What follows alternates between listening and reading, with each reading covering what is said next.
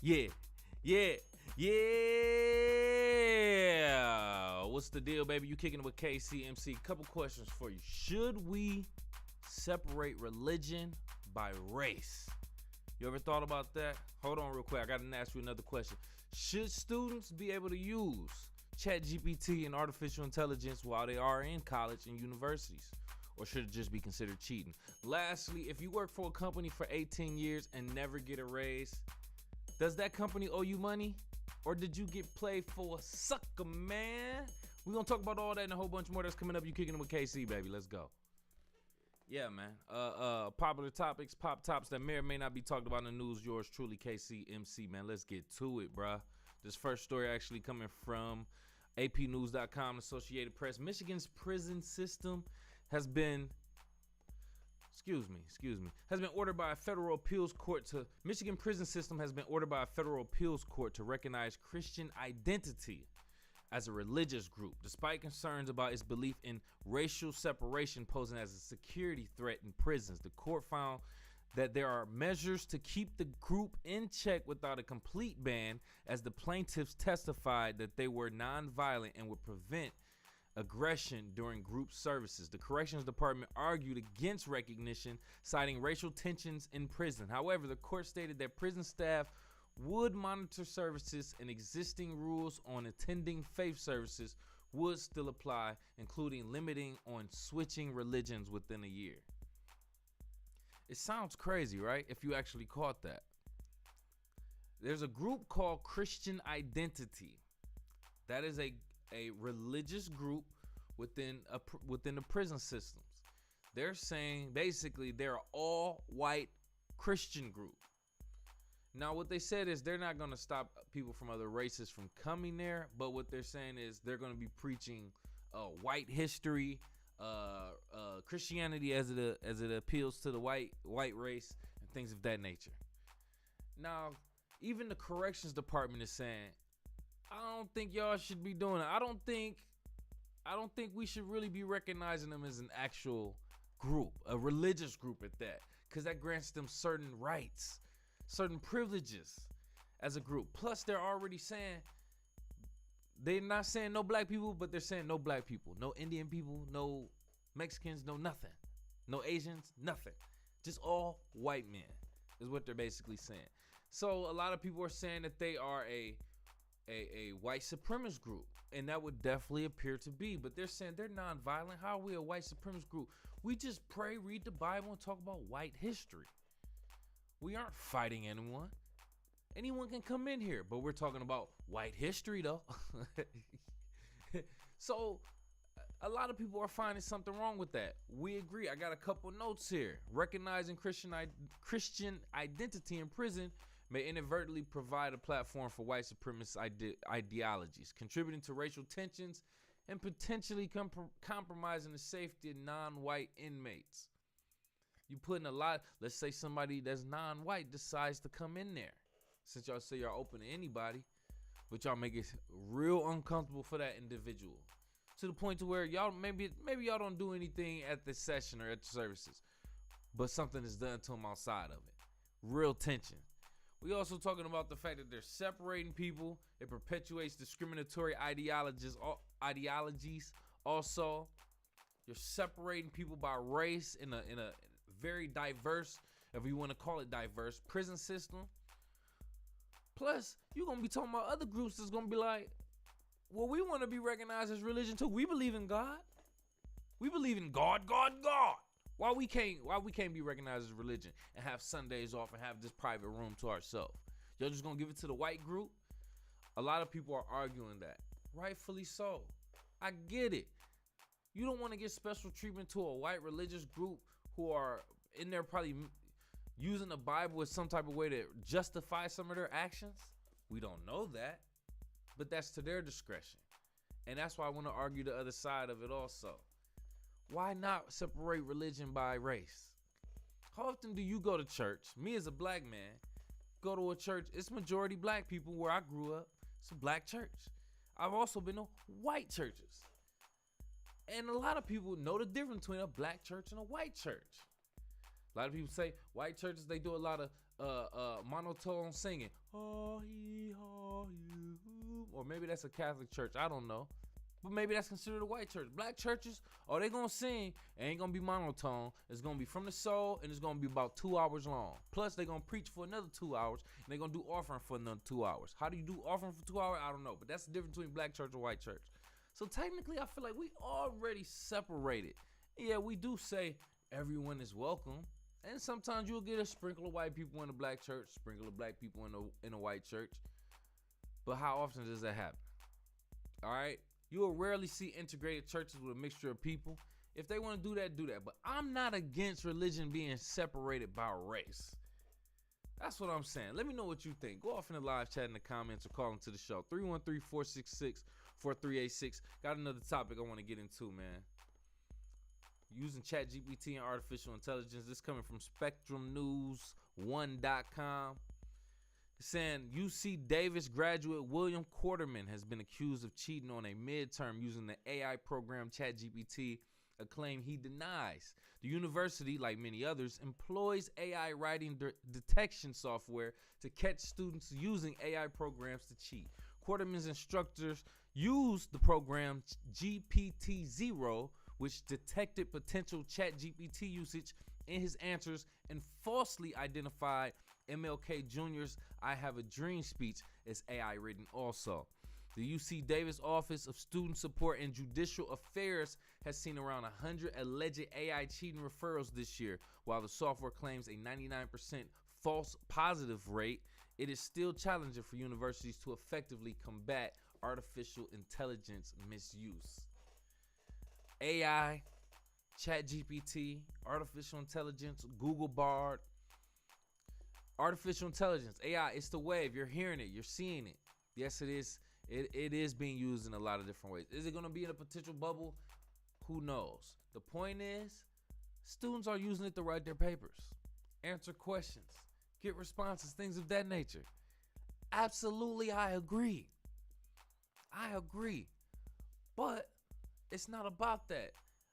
School, especially college, is about the original thought. Your original thoughts coming together to formulate ideas, to formulate different concepts and things of that nature. And now you're using some type of ChatGPT. Do you really deserve this degree? With that being said, let's talk about it. False positives from AI writing detection software can unfairly accuse students, leading to stress and unnecessary investigations. We talking about this student, William Quarterman. His professor accused him of using ChatGPT to write his paper. He said, no, I didn't use this. Matter of fact, I typed my paper on Google Docs. You can look at all my edits right here, bro. I did different sections. I did it word by word. You can see it in Google Docs. How am I using? Plus, okay, y'all saying y'all use what, GPT-0 or this other AI software to see if my speech or my paper was made by AI. Okay, I'm gonna see how accurate this software is. I put the Martin Luther King I Have a Dream speech in there, and it said that was written by AI. And I ain't talking about Allen Iverson. You see what I mean? So William Quarterman exposed their so-called software and it 99% false positive rate. And basically, maybe he got that 1% off. But the point is, he said, no, this is false. I wrote this paper. Now, either this man is very good at manipulation, or he is proving that AI is lying. Artificial intelligence, ChatGPT, it can lie. And y'all software can lie. Why? We can't depend on this. Even the makers of the software say, don't use this as an actual detection. Just use this as some type of indicator, some type of support. But don't use this as an executive decision. That's that 99% stuff. That's why they don't say 100%. You know? Should students be able to use artificial intelligence? I mean, if we're saying yes, we're saying using AI writing detection software is crucial to maintain academic integrity and prevent cheating in universities. Excuse me, if we're saying we're against AI being written in schools. So we should be using this software detection. Stop people from cheating, not using original ideas. AI detection tools play a significant role in identifying potential instances of AI-based cheating, raising awareness about the issue. And employing software like GPT-0 helps universities stay on top of evolving AI technologies and challenges associated with AI-based cheating. So these softwares that they're creating coming in handy, helping teachers and staff stop these students from cheating. I think if a student is able to use that effectively, and right, it should be about the context of the paper, right? Because ChatGPT could probably write a paper, but not everything in it is going to be 100% accurate. Even they say that it's not 100% accurate. It could be some grammatical errors in there. So if the person lets ChatGPT or AI write their entire paper or answer every question, go base straight off that then. Go base straight off that. If you want to quiz people and really give them a grade, quiz them right there in the class. Verbally if you need to. Or have them go off some type of notes that they have. Let it be open notes, but no technology. Give them those type of, you know what I'm saying? Give them those type of opportunity. Open note, test, no computers. If you want to test their knowledge for real, for real. Other than that, let people use ChatGPT and AI. It's the future. They are the future generation. They should know how to use this anyway. If we're being honest, so I support it. Let students use ChatGPT and artificial intelligence in school. It shouldn't be counted as cheating. That's just what I think. Let me know what you think. Go off in the live chat in the comments or call into the show. 313-466-4386. Switching it up to this last topic, man. Vanna White from Wheel of Fortune. This is coming from yahoonews.com or yahoo.com, I should say. So Vanna White's future on Wheel of Fortune is uncertain as she negotiates a new contract, according to reports. Despite Pat Sajak's pending retirement, Sony and Vanna White are in talks, but have yet to reach a deal. Vanna White has reportedly been making significantly less than Pat Sajak for years, although she fulfills more press obligations and spends more time on set due to additional duties. There are rumors that Vanna White has hired an aggressive new lawyer, Brian Friedman. While options are being considered at Sony, a source close to the show denies that Vanna White's role will be eliminated. Fans of Wheel of Fortune have shown support for Vanna White amid these developments. Now, if you don't know Vanna White, that's the model who always walks over to the board when they say a letter and hits it. It's either the right one or it's not. Now, technically, I don't even think she needs to be there. I don't really think you're hitting a button to make the letters pop up. It's probably like a touch screen, but you can probably control it by a computer. I mean, it's 2023. Maybe when the show first came out 100 years ago, she was necessary to flip the thing over. But nowadays, it's all digital. They're just there for the pretty face. She's 107 years old, bro. Get rid of her. Get rid of Pat Sajak. They both old as hell. The thing is, Vanna White was trying to go up for the host since Pat Sajak actually decided he wanted to retire. Retirement is going to be next year. So she said, I'm going to go up to be a host. I think even Pat Sajak's wife or daughter or somebody, one of his family members even went up. It was a woman. But they both got rejected, and Ryan Seacrest got the job. As if this nigga need another job. So, I definitely think there's nepotism, favoritism, sexism, all that. But the point is, Vanna White is now suing, saying, well, I ain't get a raise in 18 years that I've been here. I haven't gotten a raise. And she mad that Pat Sajak been making way more than her. Now, hold on. Let me tell you this. First and foremost, yeah. He need to be making more than you. That is the host. He's the face of it. Now, that's not to say he should be making more than everybody, but you're just a model. You barely even speak. So, play your role, Vanna White, first and foremost. Secondly, you bringing up the fact that you didn't get a raise in 18 years that you've worked there, and now you want to sue? Listen, they don't owe you nothing. The fact that you decided to stay there after 18 years without a raise is crazy to me. That makes me feel like you appreciated just being on that platform. If we're being honest, let's say you win 1 year, 2 years, maybe 3 years or 4 years, maybe without a raise. I would be like, all right, 5 years, I'm starting to ask questions. Especially if you feel like you're doing your job well and they're keeping you there. The rate of inflation, you're not getting a raise. Yo, you're playing yourself. I don't think Wheel of Fortune played you at all, Vanna White. So you're going to have to hold that L. You've been there for 110 years trying to look pretty and basically just think your face brought so much value, even though they made it seem like that was the case. But now that you're getting old, run out, ain't getting this hosting job, you want to start pointing the finger and saying you wasn't getting paid right. Yeah, all right. Hey, you gonna have to go ahead and sit down somewhere. I think you got played. I don't even think you got played. You played yourself in a way. 18 years without a raise, and you didn't raise up out of there? After 10 years at least?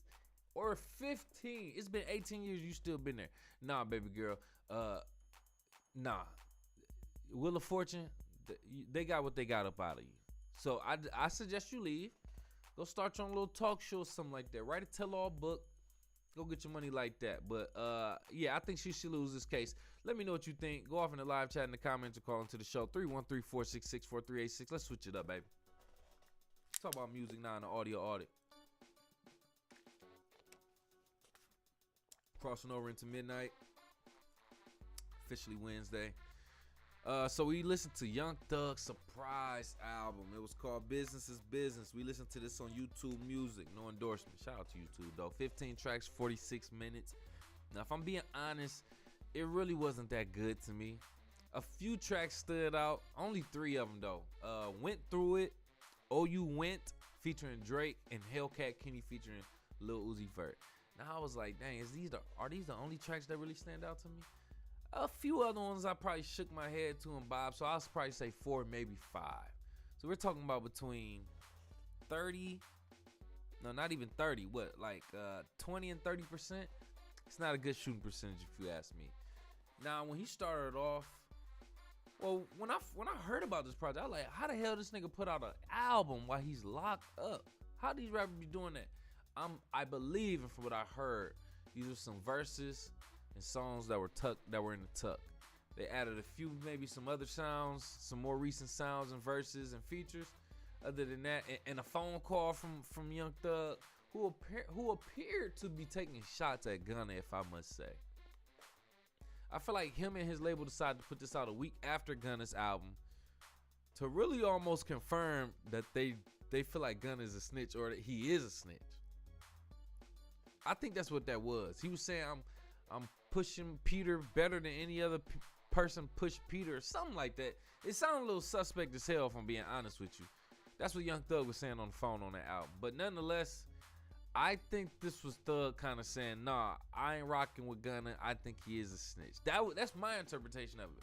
Being honest, I like Gunna's music. I support Gunna. I listen to all his album. Gunna One is one of my favorite projects. So I'm going to listen. And I like Gunna's project over Young Thug's. So that's what I will say. That's what I will say.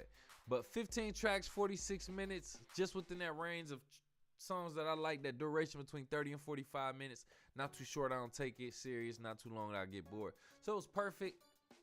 But yeah, it just wasn't that good. It just wasn't that good and like we said, he wasn't out of the studio. He wasn't out of prison, in the studio physically to actually make the songs and alter the sound and do what he wanted.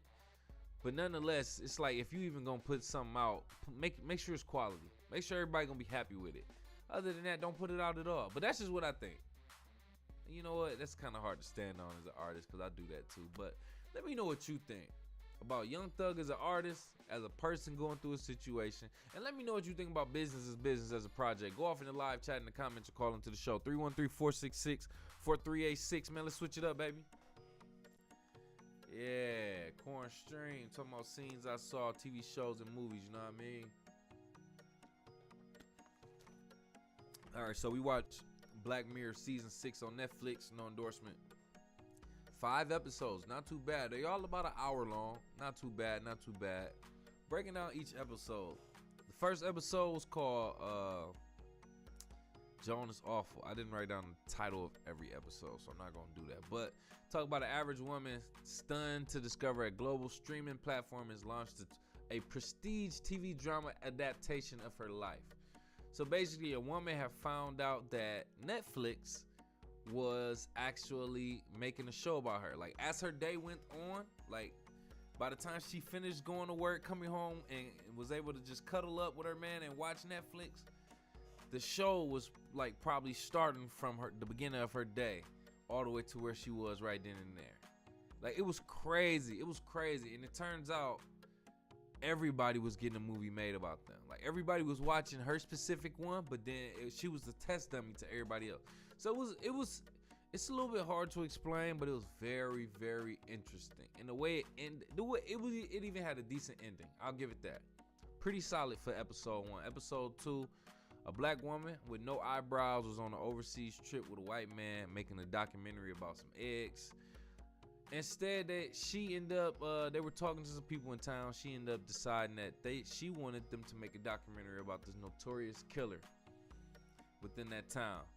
The black woman, while they were making this documentary, found out that the white man who she was with, she went overseas with, his mom and his dad were both accomplices in this notorious killer's murders and kidnapping.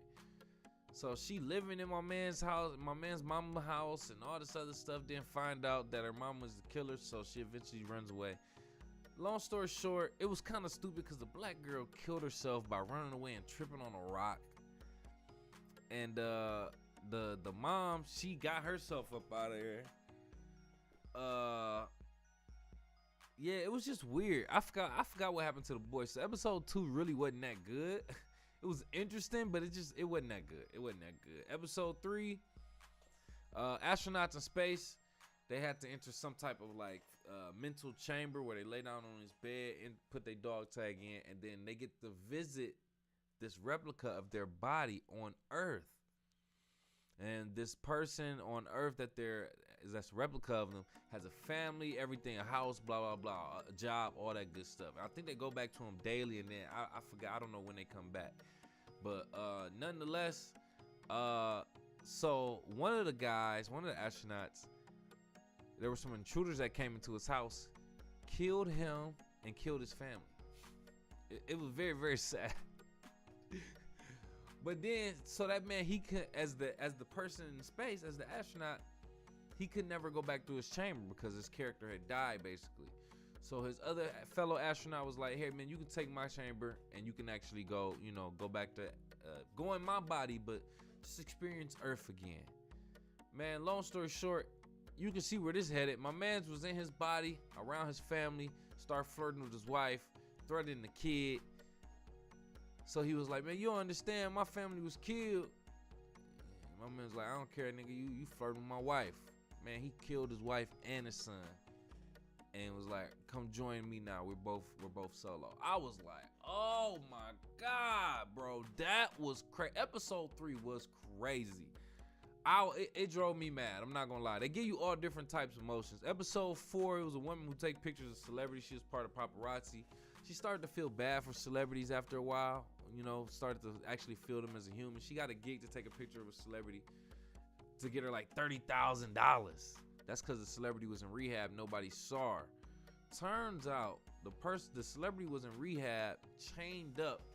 When the paparazzi found her, they saw the one woman paparazzi, the star, found her chained up, took her off the chain, only for this motherfucker to turn into a werewolf. The celebrity that was in rehab, that was on the chain, turned into a werewolf and killed everybody, except for the main paparazzi woman, who was a black woman. They ran to a diner. The werewolf chased them there. The police was there at the diner. The werewolf killed everybody, including the police. The police gun flew off, and the woman, paparazzi, killed the werewolf with the gun. Now, it was on some super fake stuff, like the wolf ran towards her, jumped, and she shot it in the air. It was super dramatic. It was weak as hell. Actually, it was probably like the weakest or second weakest episode on here, is what I will say. Episode 4. Episode 5 was Demon 79. It's a little bit weird. My girl really didn't even like the title. She didn't really even like how it started, because it was about a demon or the devil. And this woman had a blood sacrifice on this talus or something like that. And yeah, basically, yeah, she had to do 3 sacrifices, kill 3 humans of a specific criteria, 1 human a day for 3 days straight, or the apocalypse was gonna happen. So she got to like 2, almost 3 by a certain category, but didn't meet that deadline. Long story short, the police got her, arrested her, and then the world blew up. The world blew up. And she decided at the end the demon that she was going through all this with, who told her that she had to go through this, he was like, well, because you didn't complete it, I get sent off into oblivion, like perpetual nothingness. Do you want to come with me into oblivion? She was like, I'll give it a try, and just casually walked off. They made it look nice, like it was the romantic scene of her walking off with the devil. I was like, wow, this is not cool, bro. So the symbolism behind that episode, I can't necessarily break down, but what I will say, just going off of my feelings and my perspective from what I consume, it didn't seem like anything people should really be consuming. That energy was super weird. Taking it for what it was a decent episode, and you could probably take some lessons from it for sure. Subjectively speaking, it was super weird, bro. It was super weird. So season 6 of Black Mirror has some, and to say Black Mirror is weird is basically a damn compliment. But these were a little bit, the energy was off for me personally. Different people, different strokes with different folks. But overall, Black Mirror as a series, I would recommend. In season 6, I would recommend. But let me know what you think. Go off in the live chat in the comments or call into the show. 313-466-4386. Let's switch it up. Let's talk about sports, baby. From the stands of a sports fan, my man's Pots and Pans. Let's get into it. Take a drink. Check this out, man. Starting off with the NBA, I want to talk about some offseason trades that happened recently.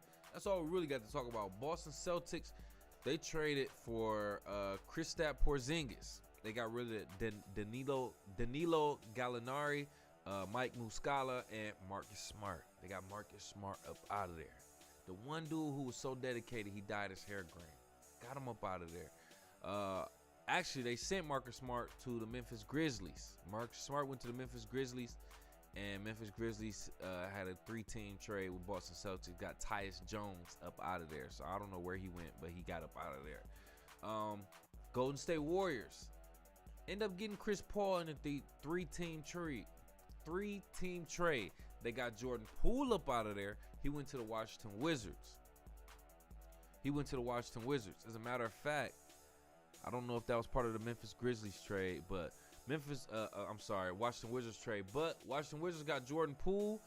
In response, they sent Bradley Beal to Phoenix, along with Jordan Goodwin.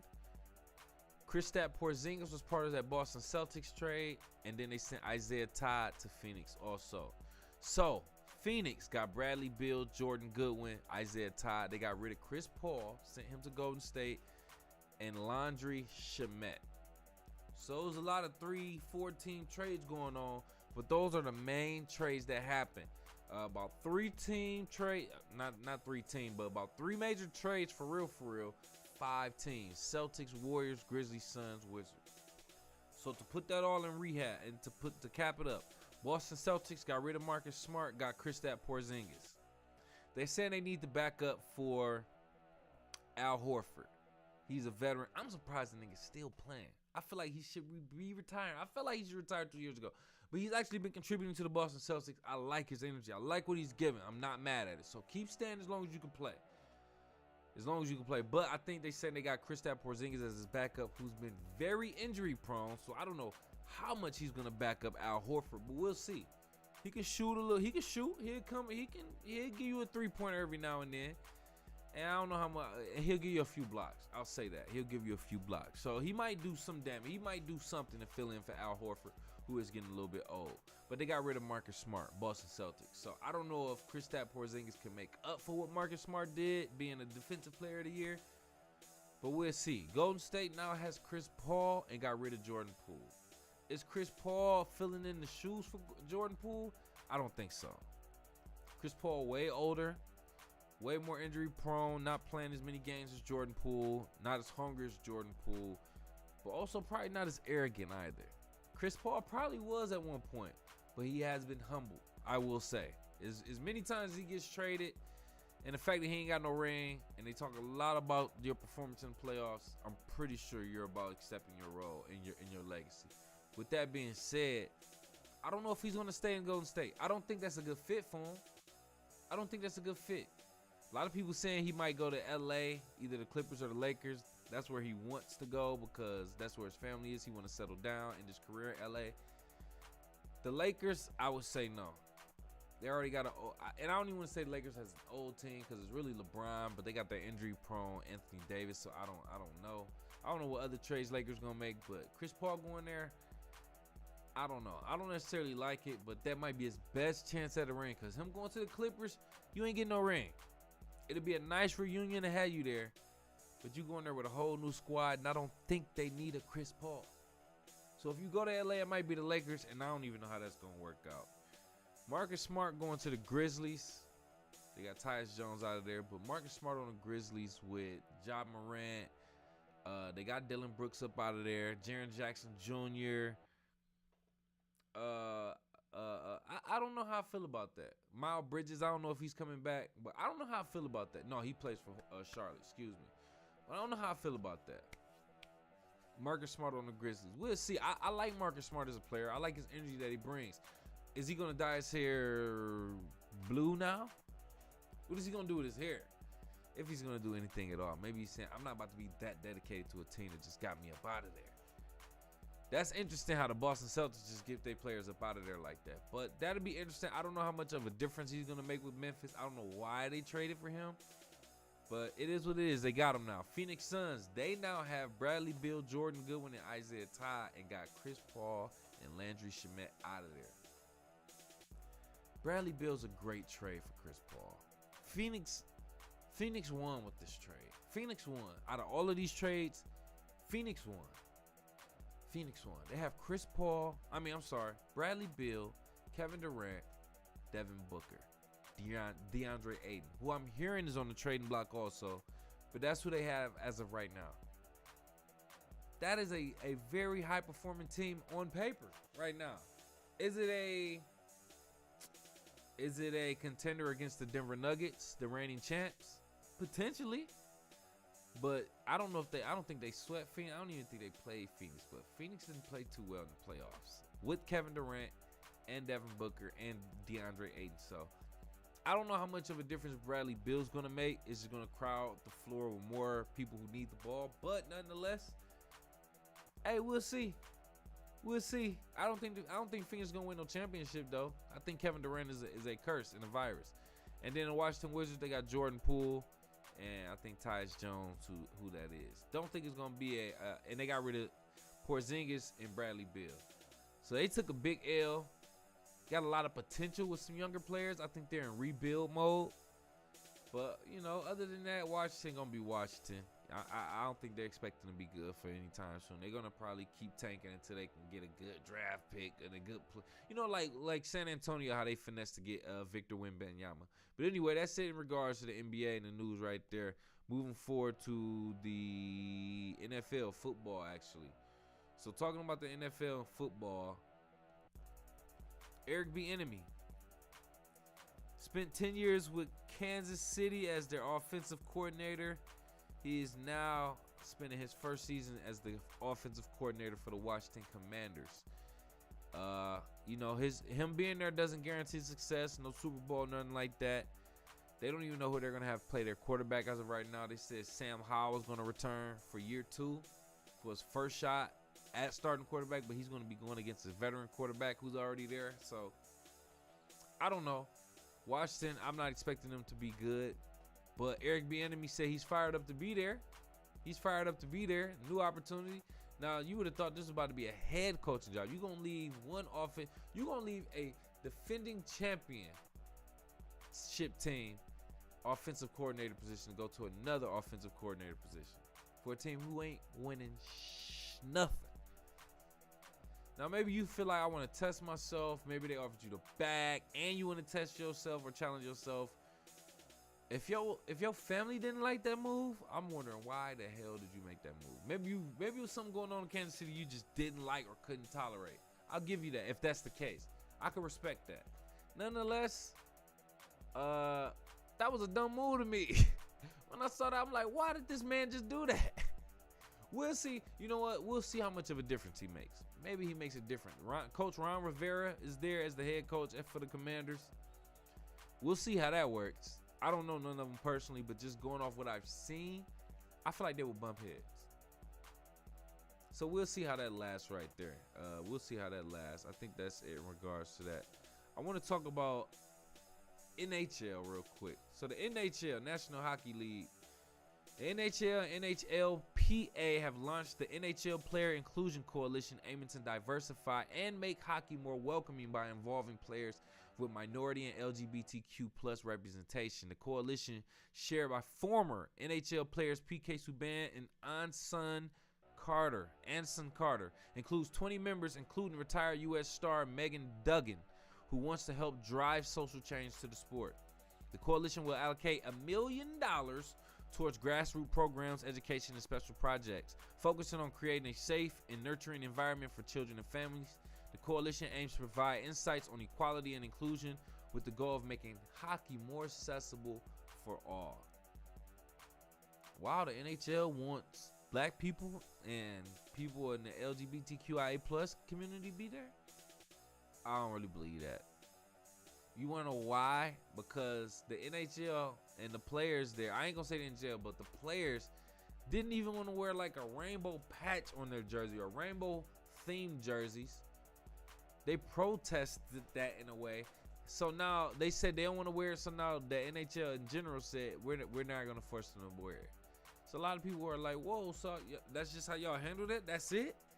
That's corny as hell. So they're saying, no, we actually here, we support inclusion and all that. We're not like that. Despite what y'all feel like, or despite what we may have shown y'all in our years being established, we are about diversity, and we want people of all races to be here. I don't think anybody believes that, first and foremost. Nobody believes that. But, okay, let's say, for an example, it makes sense for what they're doing. They have a coalition that's creating more diverse and welcoming environment in hockey, so they already have a coalition involved. All right, cool. They got $1 million going towards certain programs for education and special projects and for nurturing families and children. $1 million? Nah, I ain't got $1 million, so I don't know how much $1 million is, like, to actually have tangibly. But if you're talking about education alone, we talking about education alone is a hefty cost. Special projects and creating a safe and nurturing environment for family, all for $1 million? Are you about to build a place? You renovating the place? You just starting a program with some money in the bank to go to different? Either way it go, I don't think $1 million is enough. It sounds like enough to the average person. $1 million is not enough. But let's keep it moving. The coalition that they created is going to focus on creating this safe environment. They want to make hockey more accessible. I don't know how you do that.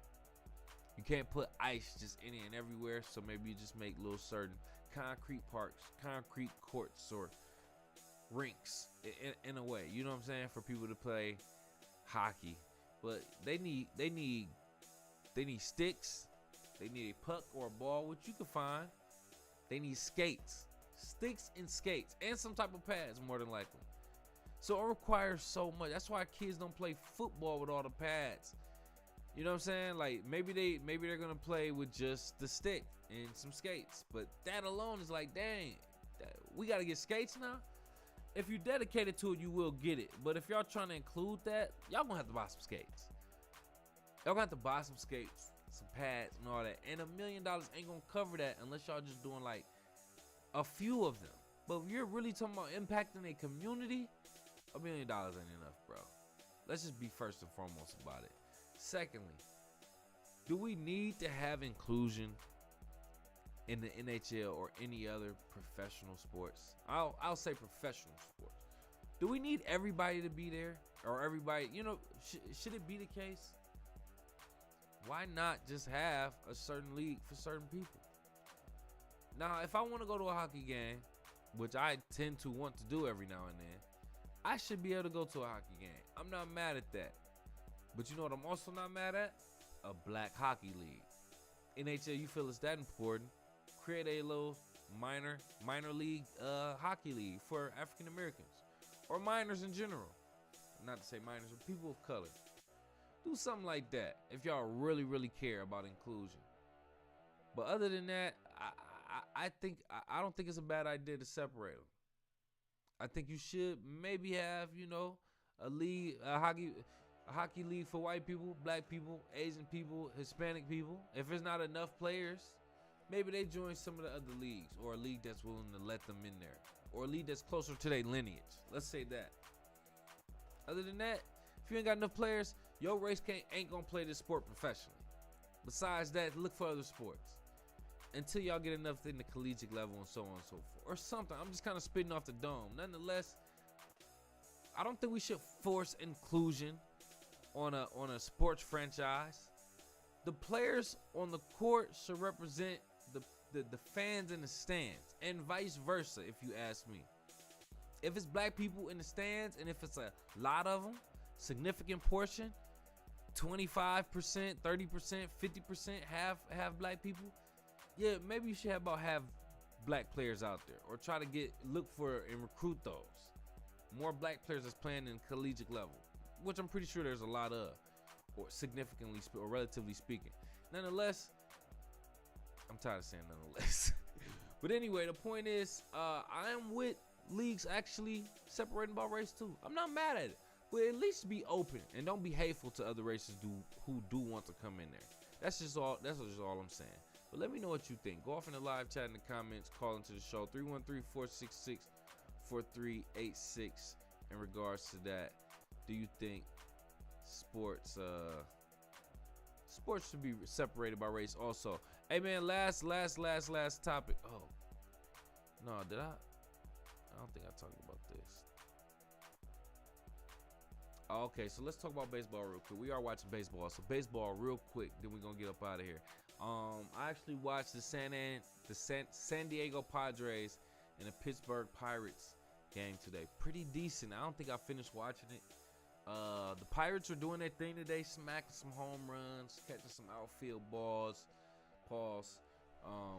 doing some double play. I mean, really getting the ball rolling out there. They were out there hitting some balls. I'm really kind of getting into baseball again slowly, so I don't have all the jargon, the players' names down. Fernando Tatis Jr. was out there. I don't think he swung and hit too good. Might have been like 0 for 3 or maybe 1 for 3 or something like that. It was a pretty decent game. It was a breath of fresh air. I think it was one of the first professional baseball games that I've watched on TV this season. Just this season. I watched at least 1 or 2 other ones. So baseball is getting real interesting. Once I start learning more names, it's gonna be good. Yeah, I saw a couple real good plays and highlights watching that game too, man. So it was very, very. And DeMar Hamlin was actually there. It was in Pittsburgh. He's from Pittsburgh. DeMar Hamlin, who plays for the Buffalo Bills football, NFL wise, he was there in Pittsburgh because he's from Pittsburgh originally. So he threw out the first pitch, and that was interesting to me too, watching athletes, cross sports and things of that nature. And DeMar Hamlin, especially what he went through, that was kind of interesting to see that. But that was it in regards to MLB. We're gonna do some more watching, and we're gonna do some more updates in regards to that. Other than that, wrapping it up with boxing, man. Earl Spence Jr. versus Terrence Bud Crawford, July 29th. I'm going with Bud. Jake Paul versus Nate Diaz, August 5th, 10 rounds. I don't really have too much information on that. I don't even know if it's still going down. I feel like it might have got canceled, but I don't even have any merit to base that on. So I don't know at all. I don't know at all. But anyway, that's it. Let me know what you think. Let me know who you got in that fight. Go off in the live chat in the comments or call into the show 313-466-4386 before we get up out of here. I had something I was going to talk about, but then I stepped outside earlier today. Not even earlier today, probably a couple hours ago. It was so smoky and hazy, and it smells like something's burning. This smoke thing is really getting crazy, bro. You check your phone and say air quality warning, air quality alert every day now. Now, in case you're not privy to it, timestamp. Canada is on fire right now, wildfires, and the smoke is blowing into the United States. Cities like Chicago, Detroit, New York, major cities like this are being affected because even in Lansing and Michigan, we're being affected. We can smell the smoke. Out of all the days they've been talking about, I'm just starting to feel it and see it. It is crazy. Is the world ending and we should be paying more attention to it? Because this is some scary shit. That's just me thinking out loud. Let me know what you think. Go off in the live chat in the comments or call into the show. 313-466-4386. Before we get out here, let me do me a favor, man. Kick it with KCMC on all social media at KIWKCMC. That's Kick It with KCMC on Facebook, Twitter, Instagram. That's the abbreviations for Kick It with KCMC, KIWKCMC. And show some love to my sponsor, Team Elite. They on all social medias also at Team Elite 313. That's TEAMELITE 313 on Facebook, Twitter, Instagram. And check out their premium urban-based athleisure wear. That's athletic leisure wear, t-shirts, sweatshirts, hoodies, tech fleece, jogger sets, varsity sets, and more. It's all on their website, teamelite313.com. Ask your mom, baby. Baby, you know how we do it. KCMC getting another episode in the books. Check this out, man. I popped up on you at any time like I said I would and I could. Nonetheless, we trying to get back in routine. Season 10, we going to have it on lock. I promise you, we testing things. Got more content coming your way. Nonetheless, if you got this far, we got to stop that. Hit the like button for me, please, and thank you. If you got a couple dollars, donate to the show so we can grow. We appreciate that. Make sure you follow on all social media. Tell a friend to tell a friend. Share the content. Other than that, we out of here, baby.